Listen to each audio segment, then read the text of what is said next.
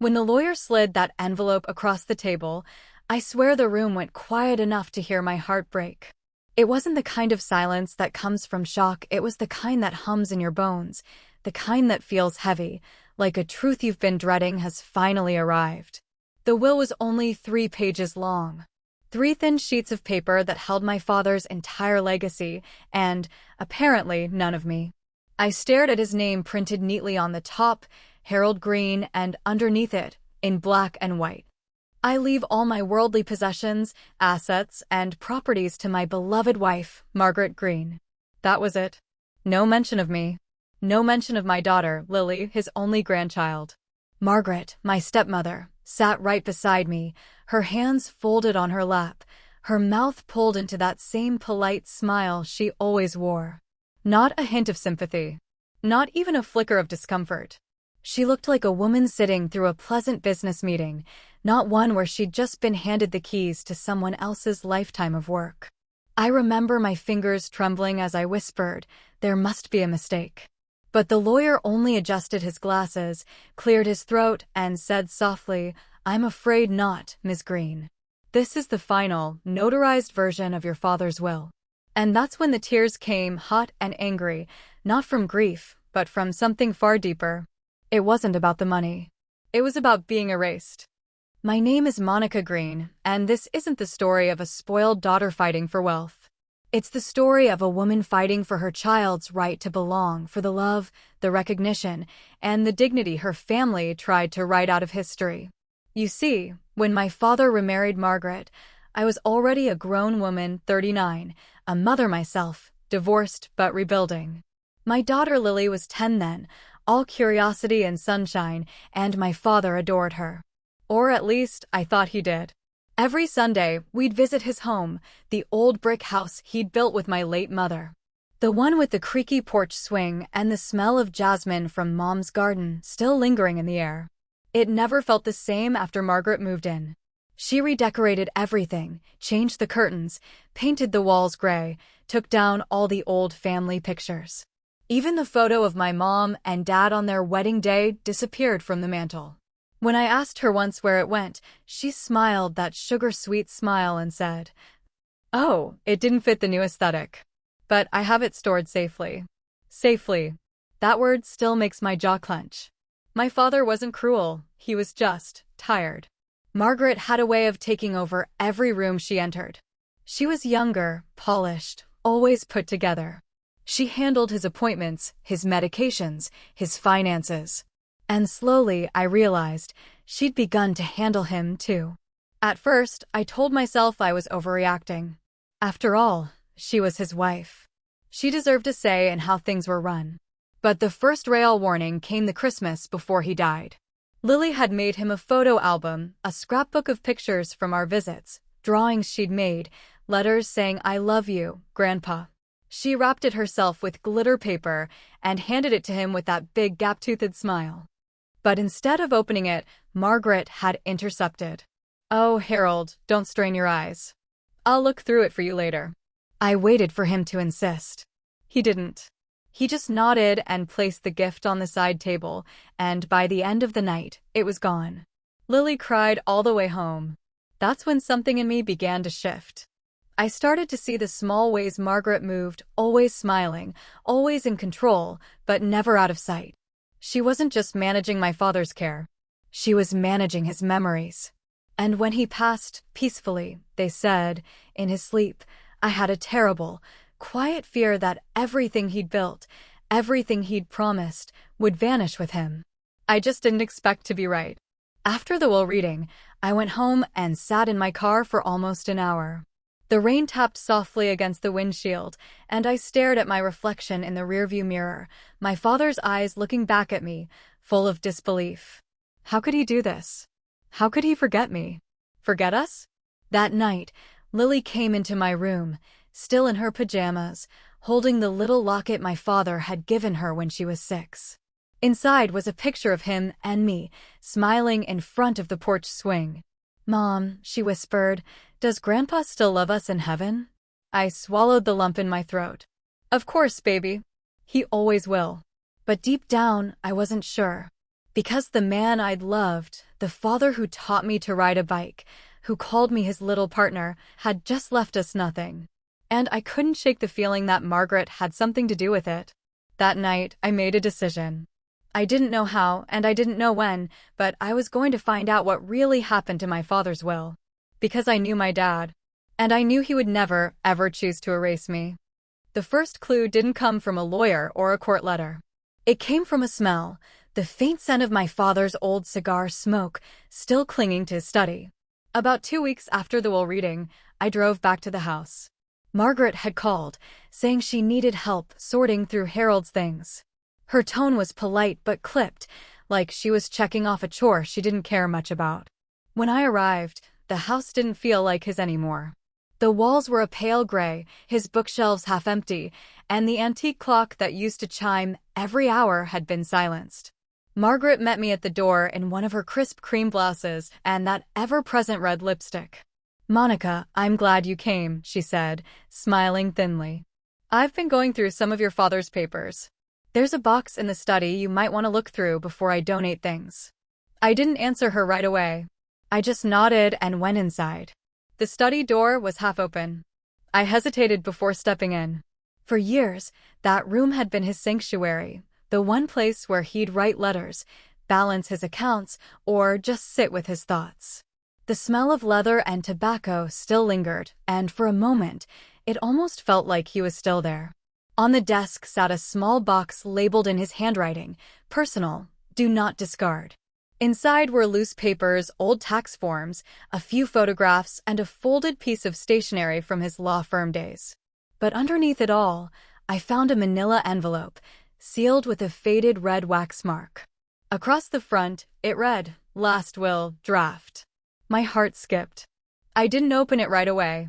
My hands trembled as I held it, my father's handwriting looping across the front. "Find something interesting?"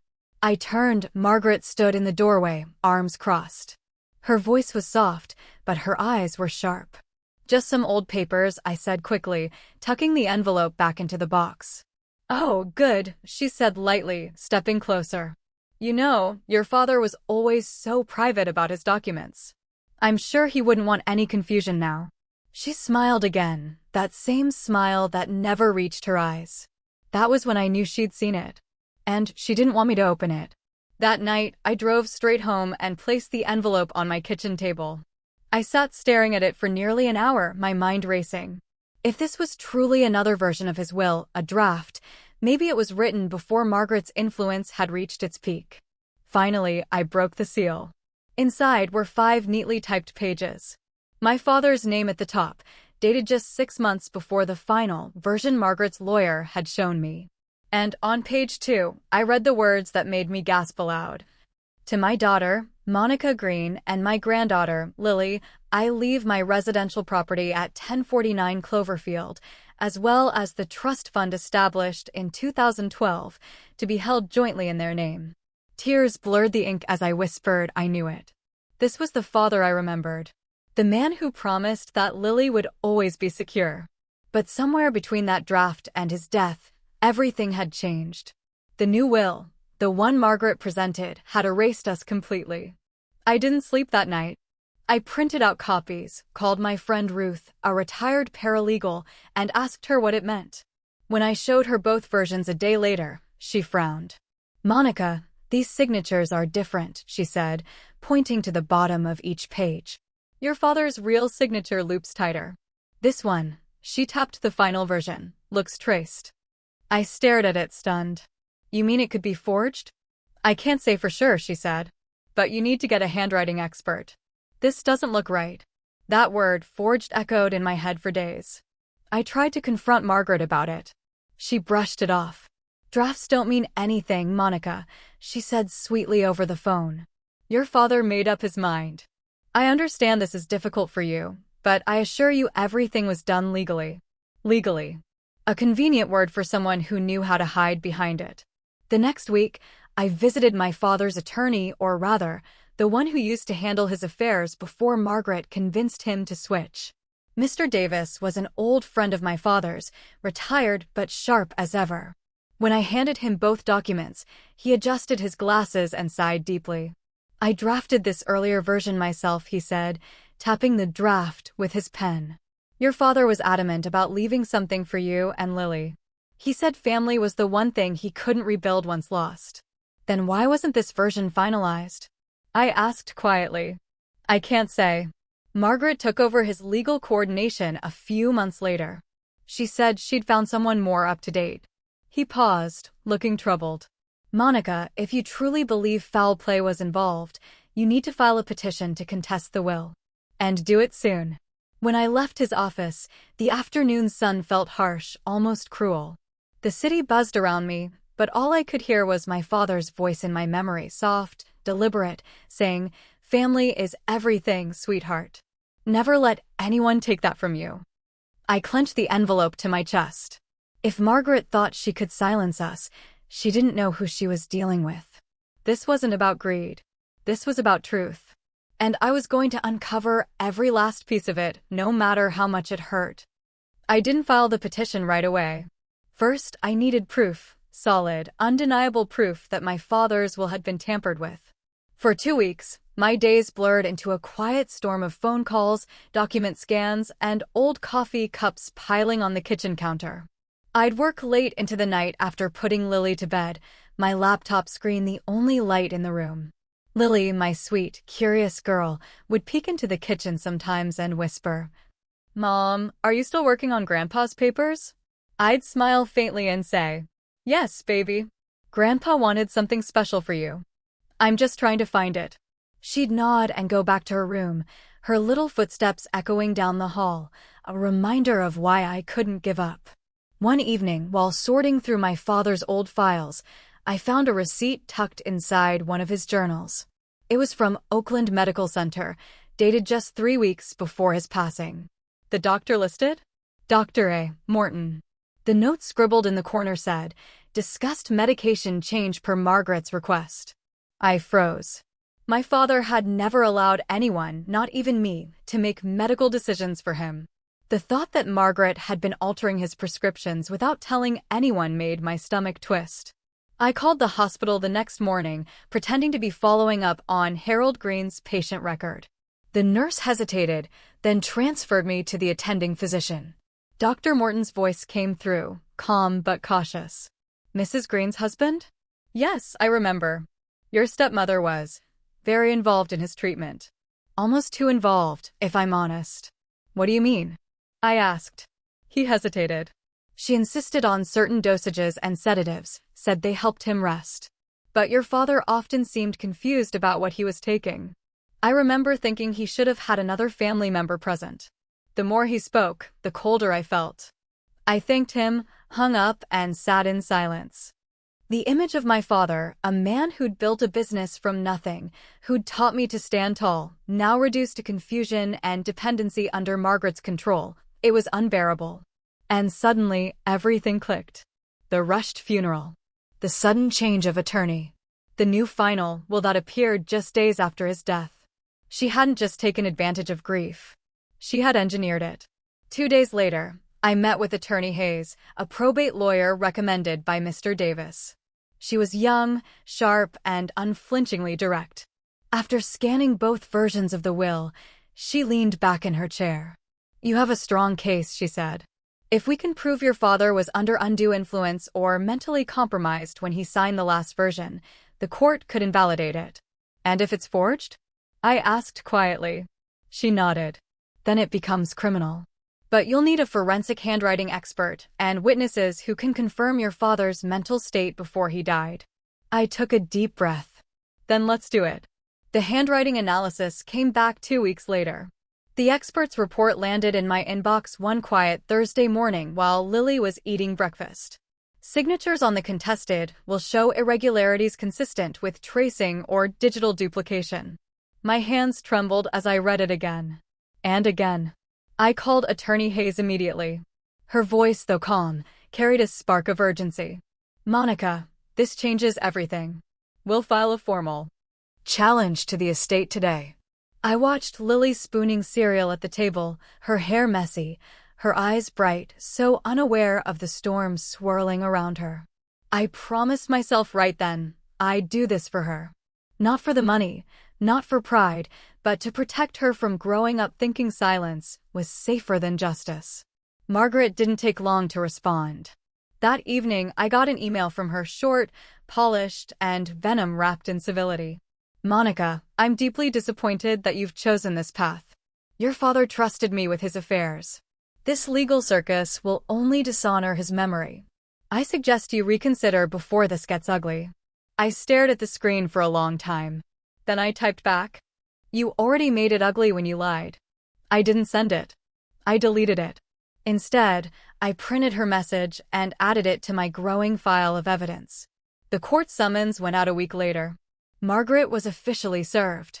When she showed up at the preliminary hearing, she wore black from head to toe, a widow's performance worthy of an actress. I felt my stomach twist, not from fear, but from the sight of someone who could destroy so much and still look serene doing it. She didn't even glance at me. The hearing was brief. The judge reviewed the motion, then granted a full probate trial to determine the will's validity. Margaret's attorney, a slick man named Patterson, tried to play the sympathy card.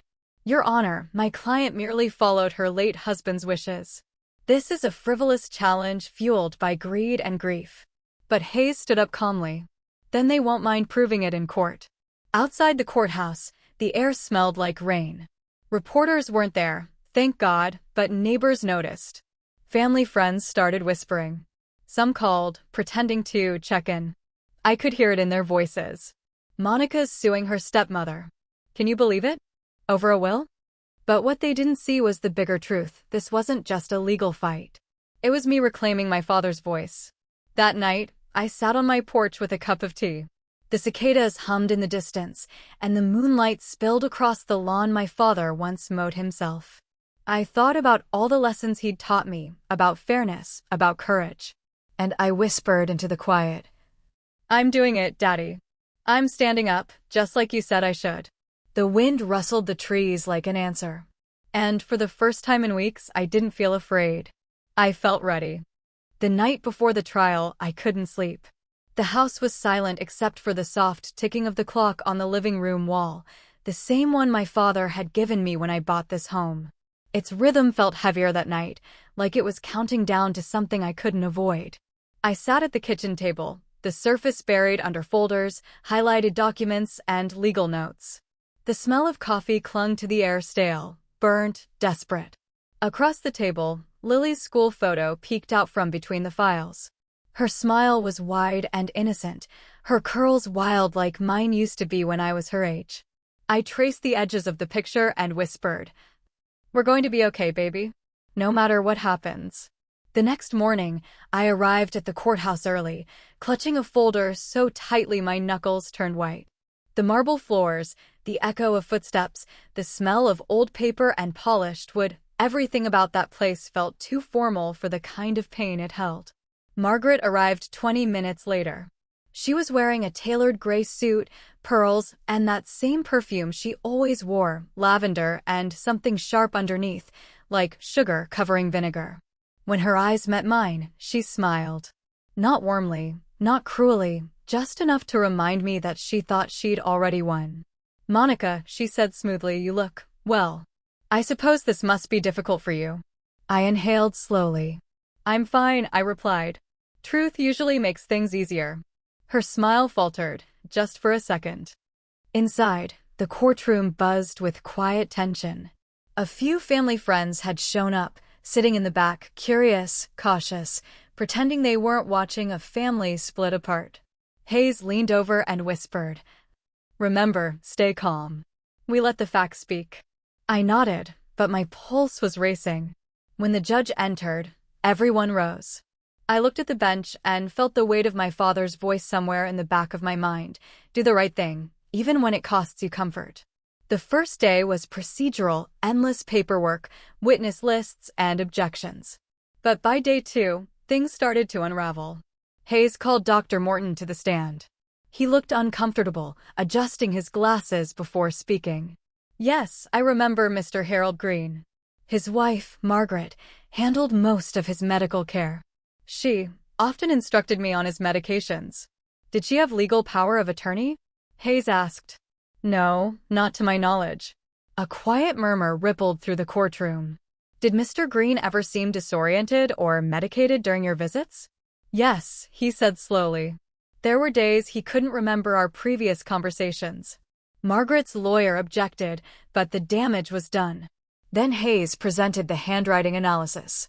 A large screen displayed both signatures, my father's known one from earlier documents and the one on the contested will. Even from the gallery, anyone could see the difference. The genuine signature flowed like a man confident in his hand. The other looked like someone imitating confidence. Your Honor, Hayes said calmly, we believe the contested will is a forgery, created after Mr. Green's death. Margaret's face tightened, the mask slipping just a fraction. During recess, I stepped into the hallway, my heart pounding. The tension in my chest felt almost unbearable. I leaned against the cool wall, breathing slowly, when a soft voice said, Monica? I turned. It was Mr. Davis, my father's old business partner. I hadn't seen him since the funeral.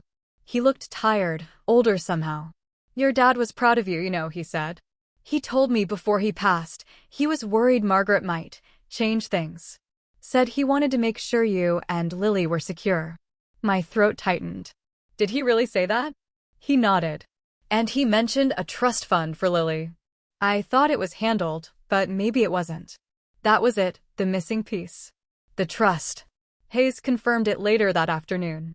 My father had opened a small trust in Lily's name years before, but after his death, the records were closed and redirected to Margaret's control. Forgery, medical manipulation, and stolen trust funds. It wasn't just betrayal anymore, it was theft. The next hearing turned explosive. Hayes presented the trust fund records, complete with transfer receipts showing Margaret's digital authorization after my father's passing. The courtroom went still. Margaret's attorney stammered about clerical confusion, but it was too late. The judge's expression had hardened. Mrs. Green, the judge said, we will review these documents in chambers, but I advise you to cooperate fully. The court takes financial exploitation of an estate, especially involving a child, very seriously. For the first time, Margaret looked rattled. She didn't look at me again that day. When it was over, I stepped outside the courthouse and felt the wind hit my face, cool, sharp, cleansing. I nodded. That's all I wanted. But deep down, I knew what I really wanted was peace. Peace for my father's name. Peace for my daughter's future. Peace for myself, the kind that only truth can buy. That night, I found Lily asleep on the couch, holding her stuffed rabbit, the TV still playing cartoons in low volume. I turned it off, tucked a blanket around her, and sat beside her for a while, just watching her breathe. She looked so much like my father when she slept peaceful, unguarded. I whispered into the quiet. Your grandpa would be proud, baby girl. We're fighting for what's right. And maybe, somewhere beyond the silence, I felt him near. When the judgment day arrived, I wore the same navy blue dress I'd worn at my father's funeral. It wasn't intentional, it just felt right. The fabric had faded a little, the seam softer, but somehow it carried both my grief and my resolve. The courthouse was unusually quiet that morning, the kind of silence that stretches before a storm. Margaret sat 2 rows ahead of me with her lawyer, tapping her polished nails against the bench. She avoided looking in my direction, but I could sense the tension in her shoulders.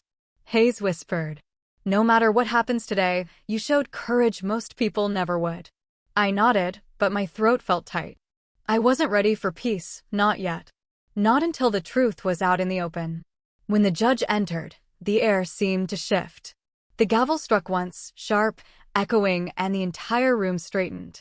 He adjusted his glasses and began reading the findings in a steady, deliberate tone. After reviewing all submitted evidence, the court has determined that the last will and testament presented by Mrs. Margaret Green was not executed in accordance with legal standards. A ripple of gasps filled the courtroom. Furthermore, forensic analysis and testimony confirm the signature in question does not match that of the deceased, Mr. Harold Green. Therefore, this court declares the contested document invalid. My breath hitched. I felt my knees weaken. The judge continued. Under the law, the estate will revert to the prior will, the one executed 3 years before Mr. Green's death. In that document, the estate is divided equally between his spouse, Margaret Green, and his daughter, Monica Lane. In addition, the court orders the restoration of the trust fund originally established for minor beneficiary Lily Lane. I didn't hear the rest, the words blurred into a hum. Relief crashed over me in slow motion. For a moment, I didn't move, didn't cry, didn't even breathe. Then I felt Hayes' hand on mine. "You did it," she whispered. "You and your father both." Margaret didn't move either. She sat frozen, her jaw tight, eyes glistening with a mix of fury and disbelief. When the judge dismissed the room, she finally turned toward me. "You think you've won?" she hissed under her breath. "I protected that man until his last breath. And this is how you repay me." Her words weren't shouted. They were small, trembling, almost human. For the first time, I didn't see her as the villain in my story. I saw her as a woman, proud, lonely, terrified of losing control. I looked at her and said quietly, "You didn't have to fight me, Margaret. You could have stood with me." She blinked, her lips parting slightly, maybe to argue, maybe to apologize. But she said nothing. She just turned and walked away, her heels echoing down the hall until they faded into silence. In the weeks that followed, the story spread through our town like wildfire. People whispered about it in grocery store aisles, at the post office, outside the local church. Everyone had known my father, the kind man who'd fixed their fences, donated to the community center, remembered everyone's birthday. To hear his legacy nearly stolen, it struck something deep in people. Margaret's reputation didn't survive the storm. The same neighbors who'd once adored her now crossed the street when she passed. Her boutique closed within months. But I didn't celebrate. I couldn't. Because this wasn't about humiliation, it was about truth. When Hayes asked if I wanted to pursue criminal charges for fraud, I said no. The law did its part, I told her. I don't need her punished, I just need my father's name cleared. She smiled softly. That's strength, Monica. Real strength. With the estate settled, I used part of my inheritance to rebuild the community scholarship fund my father had started years ago, the one that helped local kids pay for college. We named it the Harold Green Foundation for Honest Hearts. I wanted Lily to grow up knowing that her grandfather's legacy wasn't about money.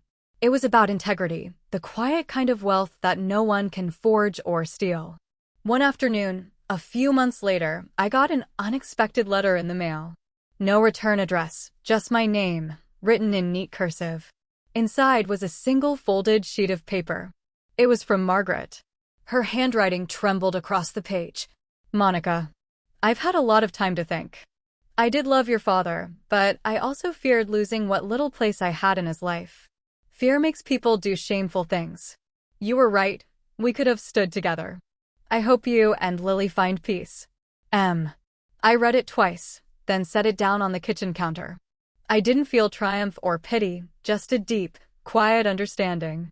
Because maybe that's what my father wanted for all of us, not revenge, but reconciliation.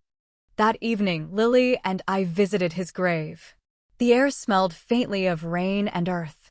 I placed a small bouquet of marigolds beside his headstone, his favorite flower, and whispered, "It's done, Dad. Everything's fair now." Lily knelt beside me, tracing the letters of his name with her tiny fingers. "Mommy," she asked, "is Grandpa happy now?" I smiled, blinking back tears. "I think he's smiling, sweetheart. I think he finally is." We stood there as the sun dipped low, painting the sky in soft gold and pink, the same colors that filled the house he left behind. And for the first time in a long time, I didn't feel loss. I felt continuation. My father's story hadn't ended with his death, it had simply changed hands. It's strange how quiet life becomes after the storm passes. For months, my days had been filled with courtrooms, paperwork, and restless nights. But once the judgment came down, silence filled the spaces that used to echo with tension.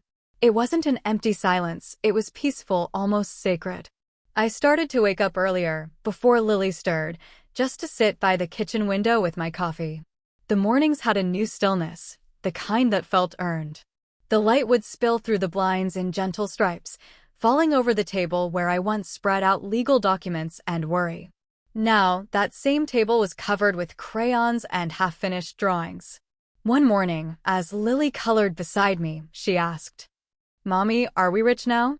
I laughed softly, not out of mockery, but from the pure innocence of her question. "No, sweetheart," I said. "We're just free." She didn't understand then, but I knew someday she would. In the months that followed, I began rebuilding not just our finances, but our peace.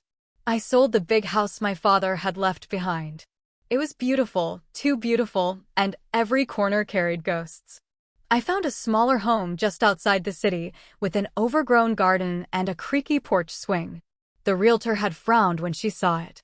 "It needs a lot of work," she warned. But I smiled. "So do we." And it became our sanctuary.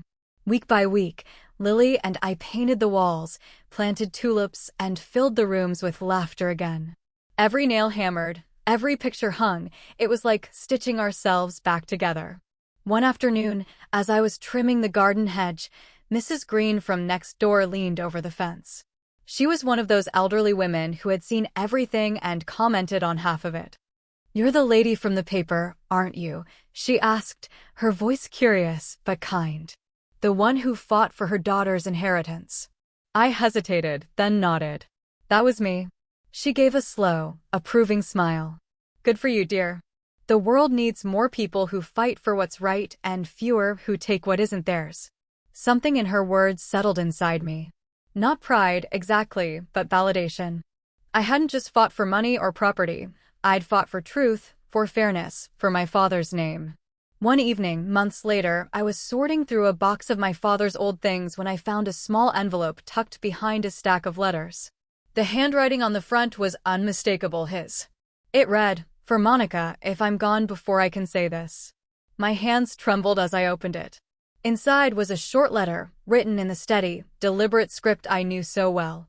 "My girl, I know life has never been fair to you. You've had to be strong when others were allowed to be soft. If you ever feel like the world is taking what's yours, remember, what's truly yours cannot be stolen. I may not always be there to protect you, but you carry my name, my lessons, and my heart. Stand tall. Love loud. And never let bitterness make a home in you." Dad. I must have read it 10 times before the tears finally came. It wasn't grief anymore, it was release. He had known, even then, that life would test me. And somehow, through every twist and betrayal, his words had carried me exactly where I needed to be. That night, after putting Lily to bed, I stood by the window watching the garden lights flicker in the dark. A soft wind rustled the curtains. Somewhere in the distance, a dog barked, the world still turning, indifferent yet familiar. And I realized something. Forgiveness doesn't mean forgetting the pain. It means choosing not to carry it anymore. Margaret had tried to take everything my father built, but in doing so, she'd given me something she never intended: clarity. I knew now who I was, what mattered, and what kind of legacy I wanted to leave for my daughter. Months later, I attended the first scholarship ceremony for the Harold Green Foundation for Honest Hearts. The hall was full of young faces, bright and uncertain, just like mine once was. When they called me up to speak, I took a deep breath and looked out at them. My father used to say, I began, that honesty is the only inheritance that never loses value. You can spend it your whole life and still have more left for your children. The audience was silent. Some smiled. Some nodded. And in that moment, I felt him there, not as a memory, but as a presence. That night, after the event, I tucked Lily into bed. She looked up at me sleepily and whispered, "Mommy, when I grow up, I want to help people too." I smiled, brushing her curls from her forehead. "You already are, baby. You already are." As she drifted off to sleep, I whispered to myself, "We didn't just win the case. We won our peace." The wind outside hummed softly against the windows, like the earth itself exhaling after a long, hard fight. And for the first time since my father's death, I felt light again. When people hear about inheritance disputes, they often think it's about greed, about money, or pride, or power. But for me, it was never about that. It was about legacy. About what a father leaves behind when he's gone, not in his bank account, but in the hearts of the people who loved him. I didn't fight my stepmother for the house, or the land, or the title on a piece of paper. I fought because my daughter deserved to know that truth matters. That honesty still means something. That no one, no matter how cunning, how entitled, has the right to rewrite your story. Through it all, I learned that justice doesn't always roar. Sometimes it whispers in a courtroom silence, in a child's smile, or in the peace you feel when you finally stop running from pain. My father once told me, Monica, dignity is the one thing they can't take unless you hand it to them. I didn't hand mine over. And that, more than any inheritance, was the victory. So if you've ever felt cheated, overlooked, or erased from a story that should have been yours, take heart. Your worth isn't written in someone else's will. It's written in how you stand back up and keep walking with grace. Would you have fought the way I did? Or would you have chosen to let it go? Tell me in the comments, and if my story touched you, make sure to subscribe to Voices of Auntie May for more stories of truth, heartbreak, and healing. Because sometimes, the most powerful inheritance we leave is courage.